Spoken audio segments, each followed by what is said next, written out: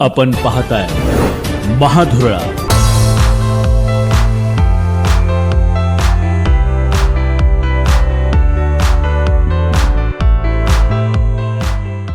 हे आहे गोकुळचं श्रीखंड. अगदी जिभेवर रेंगाळणार. जिभेवरच नाही तर मनावरही रेंगाळणार गोकुळ श्रीखंड, मनावर रेंगाळणार. नमस्कार. महाधुरळा यूट्यूब चॅनलमध्ये मी गुरु बाळमाळे आपल्या सर्वांचं मनापासून स्वागत करतोय. कोल्हापूर महापालिकेत आता महापौर पदाचं आरक्षण जाहीर झाल्यानंतर गट स्थापनेच्या प्रक्रियेला वेग आलेला आहे. त्यामुळे आधी सर्व पक्षांच्या गटाची स्थापना होईल, त्याचे रीतसर पुण्यात जाऊन सह्या होतील, नोंदणी होईल, गट स्थापन होतील आणि त्यानंतर सुरू होईल गट नेता कोण, महापौर पदाची निवड होईल. त्यानंतर सभागृह नेता, विरोधी पक्षनेता, स्थायी समिती चेअरमन, परिवहन समिती चेअरमन, महिला व बालकल्याण समिती चेअरमन असे अनेक पदं पुढच्या महिन्यात म्हणजे फेब्रुवारी महिन्यात मोठ्या प्रमाणात पद वाटप होईल. अनेकांना पदाचं जे काही लॉटरी आहे ते लागेल. त्यामुळे सध्या सगळ्यात महत्त्वाचं काय तर महापौर निवडीच्या आधी गटनेता शक्यतो ठरवला जाईल. त्यामुळे ते गटनेते कोण, कारण प्रत्येक पक्षाचा गटनेता वेगळा असेल, याशिवाय सभागृह नेता असेल आणि विरोधी पक्षनेता असेल. सगळ्यात मोठा पक्ष आहे भाजप. 26 नगरसेवक भाजपच्या वतीने निवडून आले आहेत. त्यामुळे या पक्षाच्या गटनेते पदाला महत्त्व आहे आणि सध्या या पदासाठी नाव चर्चेत आहे ते मुरलीधर जाधव, जे नाव महापौर पदासाठी चर्चेत होतं, पण आरक्षण पडल्यामुळे आता त्यांना महापौर पद मिळणार नाही. यामुळे आता त्यांचं नाव चर्चेत आलं आहे ते गटनेते या पदासाठी. कदाचित सभागृह नेते म्हणून सुद्धा त्यांची वर्णी लागू शकते भाजपच्या वतीनं. पण सभागृह नेतेपद शिवसेनेलाही जाऊ शकते, राष्ट्रवादीला जाऊ शकते, कारण महायुती म्हणून सभागृह नेता निवडला जाईल. पण शक्यतो सभागृह नेता हा सर्वात जास्त ज्या पक्षाचे नगरसेवक असतात त्या पक्षाला दिलं जाईल आणि तर मुरलीधर जाधव यांचं नाव शक्यतो पुढे येईल. आणखी काही जण इच्छुक आहेत, इच्छुकांची संख्या मोठी आहे, पण सिनियर म्हणून हा मान मुरली जाधव यांना मिळण्याची चिन्ह जास्त आहेत. याशिवाय सभागृह नेते आणि गटनेते हे सुद्धा आणखी काही जण इच्छुक आहेत. त्यांची नावं आपण नंतर निश्चितपणे त्या नावावर चर्चा करूया कोणाला मिळणार आहे. शिवसेनेचे गटनेतेपद हे शारंगधर देशमुख यांना मिळण्याची शक्यता आहे, कारण सिनियर आहेत, पक्ष सांभाळून पुढे नेण्याची जबाबदारी त्यांची असेल. त्यामुळे त्यांचं नाव सध्या चर्चेत आहे. ते सुद्धा सभागृह नेते होऊ शकतात, पण सध्या तरी गटनेते या पदासाठी त्यांचं नाव पुढं आहे. राष्ट्रवादीच्या वतीनं एकमेव आदिल फरास, 4च नगरसेवक निवडून आलेत, त्यामुळे आदिल फरास हेच गटनेते असणार हे नक्की आहे. या राष्ट्रवादी पक्षाला परिवहन समितीचं सभापती पद देण्याची चिन्हे आहेत.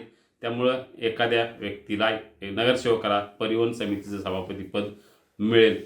सगळ्यात महत्त्वाचं काँग्रेसकडं आता सिनियर नगरसेवकांची संख्या मोठी आहे. त्यामुळे विरोधी पक्षनेतेपद आणि गटनेतेपद 2 पदं काँग्रेसला निश्चितपणे मिळणार आहेत. त्यामुळे विरोधी पक्षनेता कोण आणि गटनेता कोण हे पाहणं अतिशय महत्त्वाचं आहे. सध्या तरी राजेश लाटकर आणि प्रताप जाधव यांच्याबरोबरच ही 2 नावं प्रामुख्याने चर्चेत आहेत. एक विरोधी पक्षनेता होईल आणि एक गट नेता होईल. पण याशिवाय आणखी काही नावं चर्चेत आहेत. त्यामध्ये प्रवीण केसरकर आहेत, संजय मोहिते माजी उपमहापौर आहेत, अर्जुन माने माजी उपमहापौर आहेत, इंद्रजित बोंद्रे आहेत. जी नावं सिनियर नगरसेवकांची संख्या काँग्रेसमध्ये मोठी आहे. त्यामुळे आता विरोधी पक्षनेतेपद राजेश लाटकर यांना मिळण्याची चिन्ह अधिक आहेत. याशिवाय प्रताप जाधव हेही दावा करू शकतात. दावा करणाऱ्यांची संख्या मोठी आहे, कारण सिनियर काँग्रेसमध्ये मोठ्या प्रमाणात आहेत. या सगळ्या पार्श्वभूमीवर आता काँग्रेसचे गटनेते आणि विरोधी पक्षनेतेपद काँग्रेसला प्रताप जाधव, राजेश लाटकर हे प्रमुख दावेदार असतील. भाजपच्या गटनेते आणि सभागृह नेतेपदावर मुरलीधर जाधव हे प्रमुख दावेदार असतील. शिवसेनेच्या गटनेतेपदाचे प्रमुख दावेदार हे शारंगधर देशमुख असतील. हे सगळं झाल्यानंतर आणखी 2 अतिशय महत्त्वाची पदं आहेत जी शिवसेना किंवा भाजपला मिळणार आहेत. त्यातलं एक पद आहे उपमहापौर, जे शक्यतो शिवसेनेला मिळणार, आणि दुसरं पद आहे स्थायी समिती चेअरमन, जर भाजपचा महापौर झाला तर ही दोन्ही पदं शिवसेनाला मिळणार हे नक्की आहे. त्यामुळे स्थायी समितीच्या सभापतीपदी कोणाची वर्णी लागणार हे कळायला अजून साधारणतः फेब्रुवारी-मार्च महिना उजाडेल. तोपर्यंत काही नावांची चर्चा सुरू राहील. पण सध्या तरी त्या नावाभोवती चर्चा नाही. उपमहापौर कोण होणार हे येत्या आठवड्याभरात निश्चितपणे ठरेल. भाजपचा महापौर झाला तर उपमहापौर हा शिवसेनेचा असणार हे नक्की आहे. त्यामुळे बघूया आता उपमहापौर कोण, स्थायी समितीचे चेअरमन कोण, विरोधी पक्षनेता कोण, सभागृह नेता पद कोणाला मिळणार. काही नावांची चर्चा आता सुरू झालेली आहे. 2 दिवसात ही नावं फायनल होतील. महाधुरळाला 100% ही बातमी मिळेल आणि त्या नावाची निश्चितपणे घोषणा होईल. सध्या तरी आज सगळ्यांनी गटाची स्थापना केलेली आहे. भाजपनं तर आपल्याला कोण नेमका गटनेता हवा या पद्धतीनं गुप्त पद्धतीनं सगळ्या नगरसेवकांच्याकडनं नावं सुद्धा घेतलेली आहेत.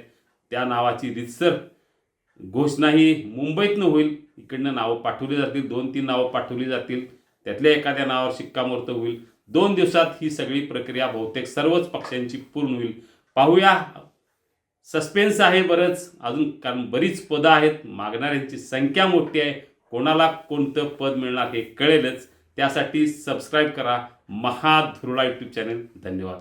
कृषीप्रधान भारताच्या प्रगतीसाठी गतिमान पाऊल भीमा कृषी. विचार नवीन शेतीचा, शेती विषयक नवनवीन तंत्रज्ञानाचा, अत्याधुनिक शेती अवजारं, बी बियाणं, खतं, कीटकनाशकं सर्व काही एकाच ठिकाणी. पशुपालन, कुक्कुटपालन, कृषी व्यवस्थापन आणि सिंचन. शेतकऱ्यांच्या समृद्धीचा विधायक विचार, कृषीपूरक व्यवसायाचं परिपूर्ण मार्गदर्शन. खासदार धनंजय महाडिक यांच्या विचारातून साकारलेलं पश्चिम महाराष्ट्रातील सर्वात मोठं कृषी आणि पशु प्रदर्शन. 400हून अधिक कंपन्यांचा सहभाग तसंच भीमा कृषी पुरस्कार. महिला बचत गटांचे विविध स्टॉल्स, विविध जातींच्या पशुपक्ष्यांचं प्रदर्शन. भीमा कृषी आणि पशु प्रदर्शन दिनांक 6 ते 9 फेब्रुवारी 2026 मेरी वेदर ग्राउंड, कसबा बावडा, कोल्हापूर.